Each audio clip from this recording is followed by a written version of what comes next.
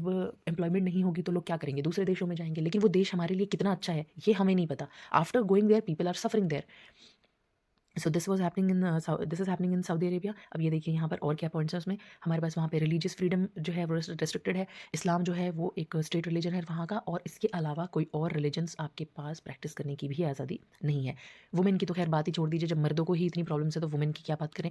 Women को तो they face significant legal and social restrictions and discrimination in public life. अगर हम एक तरीके से कहें तो जहाँ पे इस्लाम आपका स्टेट रिलीजन है तो वहाँ पर वुमेन की क्या हालत होती होगी, कि हम यहाँ पे समझ पा रहे हैं कि जब कि जो हमारा हर हर एक कल्चर के अंदर कुछ एक बाउंडेशंस, कुछ एक रिस्ट्रिक्शंस हमारे कंट्री में हर देश में होती है अपनी।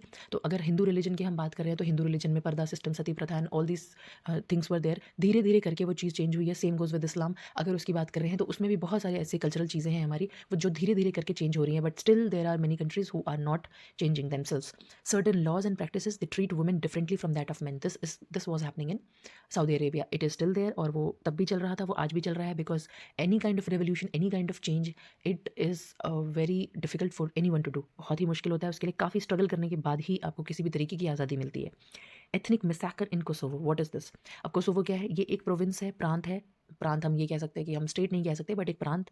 तो ये एक प्रांत था फॉर्मर, जिसको हम यूगोस्लाविया बोल रहे हैं, वहाँ का, जहाँ पर जो एथनिक अल्बानियंस थे ये मेजॉरिटी में थे। मतलब कि कोसोवो में जो अल्बानियंस है वो मेजॉरिटी में है। लेकिन अगर बाकी के पार्ट्स में हम देख रहे हैं यूगोस्लाविया के, तो वहाँ पे जो सर्ब्स हैं ये मेजॉरिटी में है। तो दिस इज़ जस्ट, हम ये कह सकते हैं कि जैसे एक ग्रुप है हमारा, तो यहाँ पे दो ग्रुप्स की बात हो रही है। एक आपके सर्ब्स हैं, दूसरे आपके अल्बानियंस हैं।